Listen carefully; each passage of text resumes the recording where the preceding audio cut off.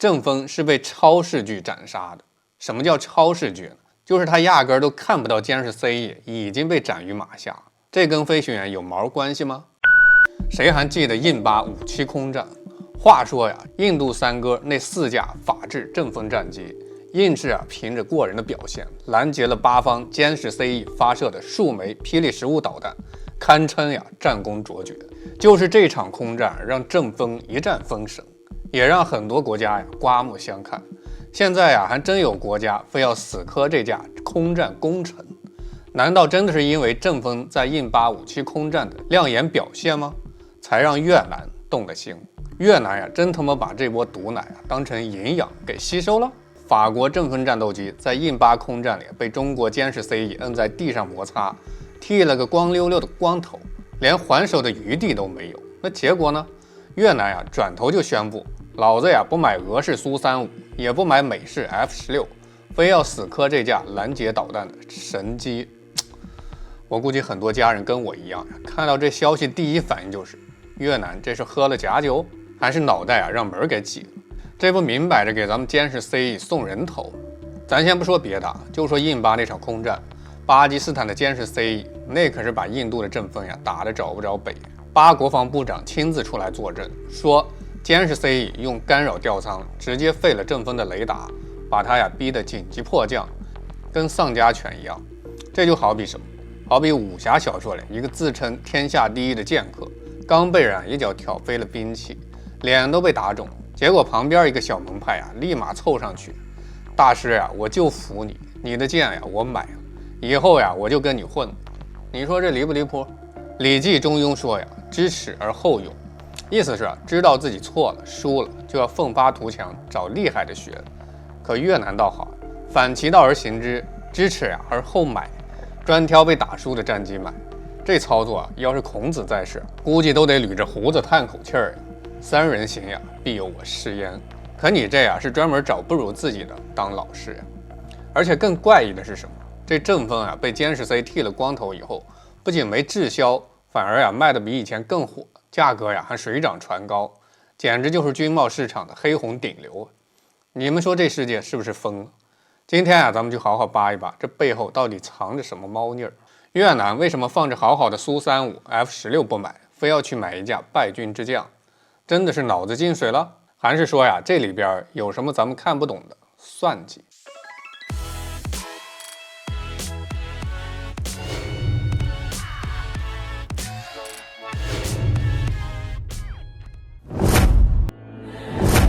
大家好，歡迎来到老紀，我是大钊。有個軍迷朋友最近看到印度、烏克蘭、越南都在買鄭豐，就跟我說兄弟你說這鄭豐是不是給這些國家塞錢了？不然怎麼打輸了還這麼受歡迎？我笑着跟他們說，你格局小，這哪是塞錢，這是法國玩了一手反向營銷。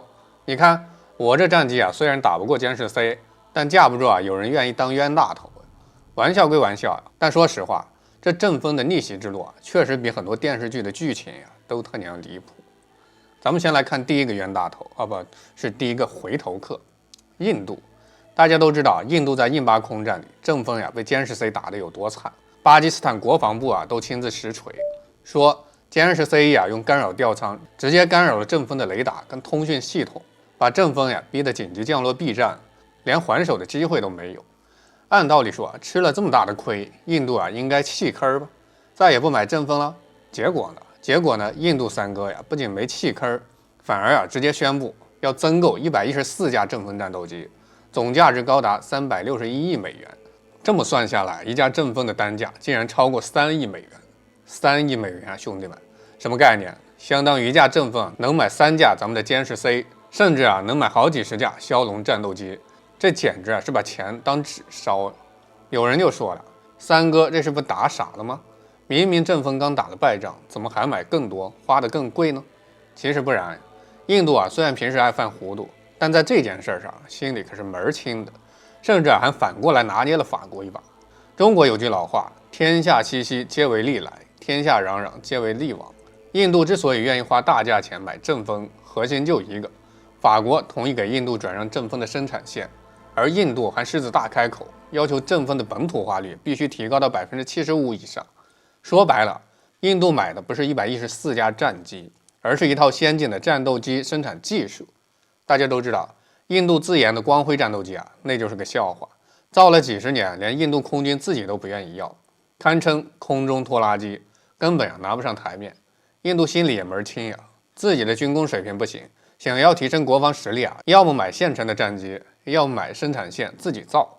而法國的阵风雖然打不過歼十 C， 但在4代半戰鬥機裡也算是中等偏上的水平。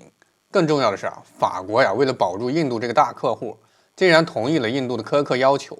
114架陣風，除了首批18架在法國生產以外，剩下的106架全部放在印度本土組裝，而且要讓印度企業深深參與到產業鏈上，分享訂單紅利。更有意思的，印度還玩了一手先買後砍價的套路。之前印度買36架陣風的時候，就只付了40%的貨款，剩下的尾款呢，就以性能不符合預期、交付延期為借口，一直拖着不給，把法國气得没脾氣。這次增购114架，印度更是變本加厲，直接以不答應本土化生產就不買了的要挾他。要知道，法國陣風之前一直以技術保密為由，堅決拒絕給其他國家轉讓生產線。這次之所以妥協，也是沒辦法。陣風在國際軍貿市場上之前競標屢屢盡失，之後輸給了 F-16、F-15E。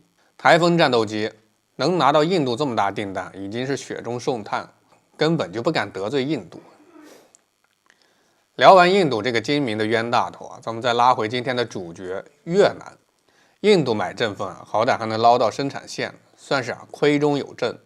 可越南它既沒有印度那麼大的體量，也沒有印度那麼硬的議價能力，憑什麼也跟風買這架被殲10 C 吊打的戰機呢？難道真的是被印度帶偏了節奏嗎？腦瓜子一熱就拍板了？其實不然越南心裡也有自己的小算盤，只不過這算盤打的比印度還離譜，純屬自欺欺人。咱們先說說越南為啥放着蘇35、F-16不買，非要死磕陣風呢？首先說蘇35它是俄羅斯的4代半戰機，論機動性其實比陣風還強一點。而且越南之前一直用的是俄制裝備，從蘇27到蘇30，飛行員早就習慣了俄式戰機的操作。買蘇35不用重新培訓飛行員，維護起來呢還方便。按理說應該是最優解吧，可越南偏不，為啥？因為這些年俄羅斯被西方制裁，軍工產能拉胯的不行，交付戰機的速度慢得像蝸牛。之前越南訂的蘇30硬生生拖了好幾年才交付，而且後續的維護配件也經常斷供，讓越南吃盡了苦頭。更重要的是俄羅斯的航电技術早就跟不上時代了。蘇35的雷達跟電子戰系統比殲10 C 差了不止一個檔次，就算買了也照樣打不過殲10 C。越南心裡門清，所以乾脆放棄了蘇35。那為啥他又不買 F-16呢？要知道 F-16V 也是4代半戰機，航電系統比陣風還先進一點，而且呢價格比陣風便宜不少。按理說比陣風值得買吧。可問題就出在美式裝備这4個字上。美國賣武器從來都不是單純的生意，而是附帶一大堆政治條件。你想，越南一直跟咱們中國在南海有摩擦，可同時又不想徹底得罪中國。要是買了 F-16，美國肯定會要求越南站隊，疏遠中國跟俄羅斯，這是越南不願意看到的。他想着左右逢源，兩邊通吃，既想提升國防實力，又不想被任何一個大國綁架。所以美式裝備從一開始就被越南排除在外。那麼排除了蘇35跟 F-16，越南就把目光投向了陣風。在他看來，陣風簡直是完美選項。第一，法國賣武器向來只認錢不認立場，不附加任何政治條件，一手交錢一手交貨，還能提供完善的售後跟技術支持，不用看任何人的臉色，正好符合越南左右逢源的心態。第二呢，陣風是一款多用途戰機，既能空戰又能对地对海打擊。越南海岸線長，需要一款能兼顧多任務的戰機，而陣風的多用途能力在4代半戰機裡其實算得上頂尖的。第三，也是最離譜的一點，越南竟然覺得陣風雖然在印巴空戰裡輸了，不是戰機不行，而是印度飛行員太菜了。家人們，你敢信嗎？越南軍方私下裡就有聲音說印度飞行員訓練水平差，操作不熟練，所以才讓陣風發揮不出真正的實力。要是換成越南飛行員，肯定能把殲10 C 打得落花流水。你品，你細品，這簡直就是滑天下之大稽。咱們就拿殲10 C 跟陣風的硬實力比一比，高下立判，就算讓王牌飞行员開正风，也照樣打不過殲10 C。為啥呢？這不顯而易見的，正風是被超視距斬殺的。什麼叫超視距？就是他壓根都看不到殲10 C 已經被斬於馬下。這跟飛行員有毛關係嗎？就算有關係啊，咱們來看雷達。殲10 C 裝的是有源相控陣雷達，監測距離高達240公里，能同時跟蹤12個目標，鎖定6個目標發起攻擊，而且抗干擾能力極強。正風的雷達探測距離只有180公里，抗干擾能力更是拉胯。之前印巴空戰就是被殲10 C 的干擾吊艙直接廢了雷達，連敵人在哪都找不到，談何反擊？其次看空導彈，殲10 C 配備的霹靂15空導彈，射程高達145公里，能實現超視距獵殺。正風的流星導彈射程只有100公里，等正風鎖定了殲10 C 的時候早就被殲10 C 的導彈擊落，連靠近的機會都沒有。更重要的是殲10 C 還有隱身塗層跟 DSI 進氣道，隱身性能比正風好太多，能先發現、先開火、先撤離，形成單方面的碾壓。說白了，正風在殲10 C 面前就是一個移動的活靶子。越南買正風跟直接給殲10 C 送人頭的區別就是沒有任何區別。還有一點，越南可能壓根就沒考慮到正風的維護成本高得嚇人，一架正風每年的維護費用就高達1200萬美元，比殲10 C 貴了3倍。越南的軍費本來就不算多，每年也就70-80億美元。要是買個幾十架正風，光維護費用就能把越南的軍費給拖垮。到那時候戰機買得起，養不起，只能停在庫房當擺設，淪為全世界笑柄。說到這兒，大家應該明白了，越南買正風不是腦子進水，也不是被印度帶偏了節奏，而是他自己的小算盤打錯了。他想擺脫俄式裝備的依賴，想左右逢源，想靠正風提升國防實力。可他忽略了最核心的一點，正風本身就是一款被殲10 C 吊打的戰機，就算你買回去，也改變不了被碾壓的命運。因為人家是體系作戰，你光買一架飛機有用嗎？建議你先研究一下什麼叫體系作戰。最後想問家人們一句，你們覺得越南買了正風以後能打得過咱們的殲10 C 吗？評論區見。